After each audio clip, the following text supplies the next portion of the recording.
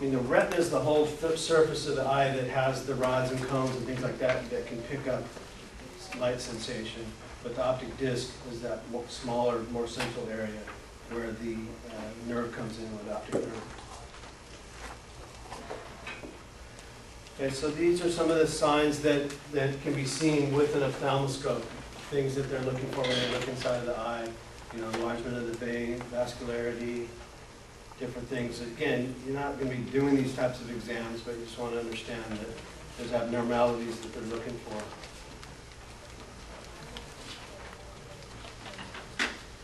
So basically, a scotoma is a deficiency of the visual field.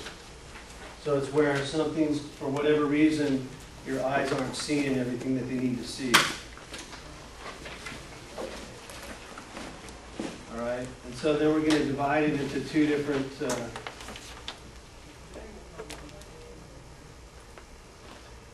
types of scotomas.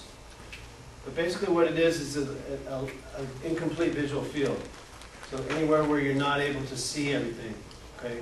So sometimes it's either to damage from the nerves not functioning properly, or it's a sudden thing where they're overstimulated. Okay, like everybody's had a flash picture taken and then you can't see anything for a little while, right? So that's overstimulation, and then obviously you've recovered from those, right? So then a negative scotoma is where you have an absence of being able to see something, and that's from damage from the nerve. So it's not functioning.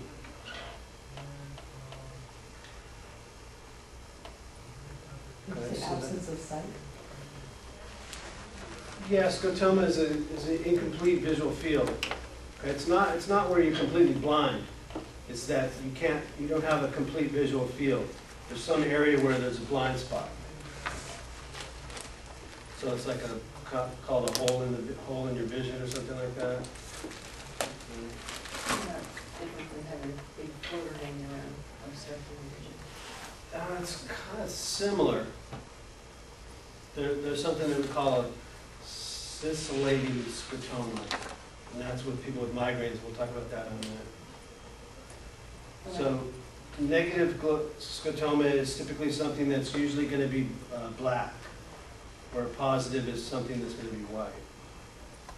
So negative meaning that there's something missing. The visual field, you can't see something, whereas a positive scotoma is there's overstimulation, where and a lot of times it could be temporary, but there's something that it's more of a white type of thing where you're going to have a block in it. So there would be a normal vision, and then there would be a negative scotoma. Okay, so for whatever reason, that part of their visual field is not working. And then that would be more of like a central loss of vision, whereas the other one's more peripheral.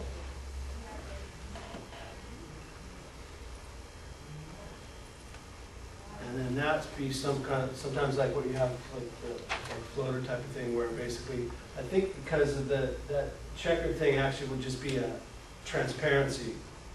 So you wouldn't see something in that spot. That would be more like a white scotoma, or a white spot. So does it move around,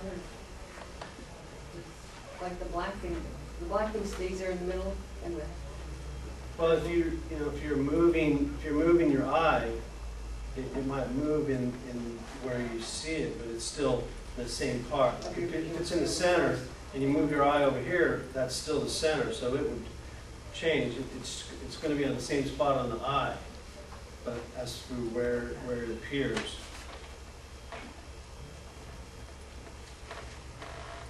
So things that can cause scotoma could be a blow to the back of the head, right? Because that's where you have the occipital areas where your visual center of your brain is.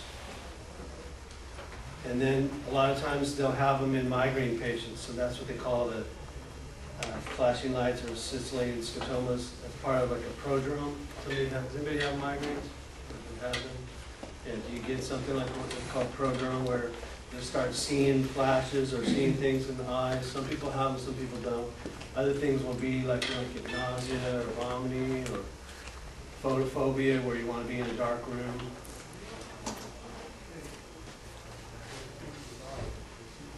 So hemianopsia is going to be loss of part or a whole loss of the visual field.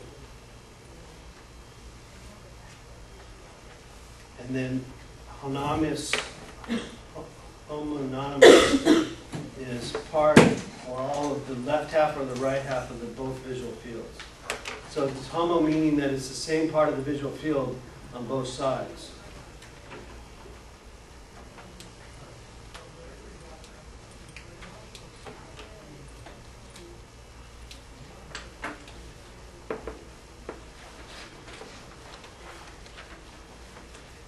And then there's a term called hemerolopia, which is a fatigue type of thing where you get day blindness.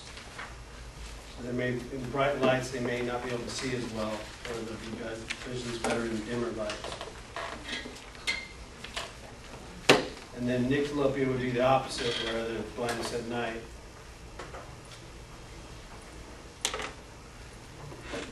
And then everybody's familiar with color blindness, right? Where you can't distinguish certain colors. And if you have if you printed the thing out, if you printed it in black and white, you're not going to have the same effect of being able to see this. Like, if somebody's colorblind, they won't be able to pick out those different numbers in there.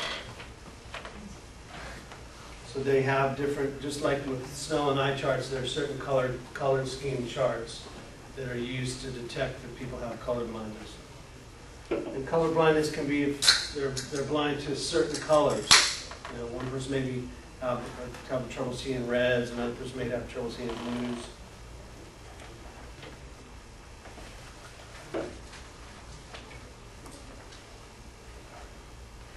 So now there's going to be three different nerves that are going to control, three cranial nerves that are going to control eye movements. Okay? The third cranial nerve, or the oculomotor, is the one that controls most of the muscles of the eye. Then we're going to have 4 and 6 are also going to be for muscles of the eye.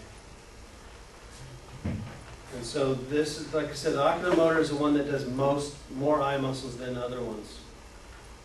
Let's have the medial rectus, superior rectus, inferior rectus, inferior oblique. So it's going to do all the different motions except for these two here. This one is going to be the 6th cranial nerve, and this one's going to be the 4th.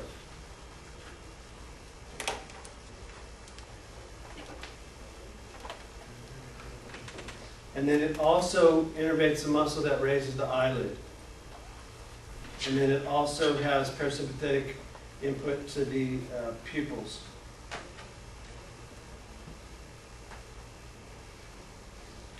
So because it has the input to the muscle that raises the eyelid, if you have a problem with the third cranial nerve, you can have ptosis, which is drooping of the eyelid.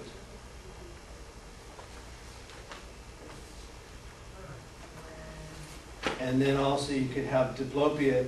As long as the eyelid is open, then you can have double vision because your eyes aren't going to be coordinated together.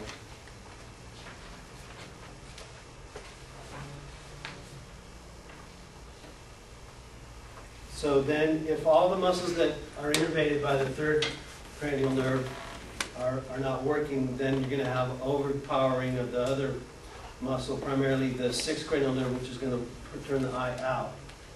So they may have both of their eyes pointing out like that if it's affecting both sides. Okay, so then that 6th cranial nerve is the one with the little blue arrow. So that muscle turns the eyes out like that. You know, I've seen people to be can do yourself cross-eyed, but I don't think I've ever seen anybody be able to point both eyes out like that, unless they had a cranial nerve problem. So this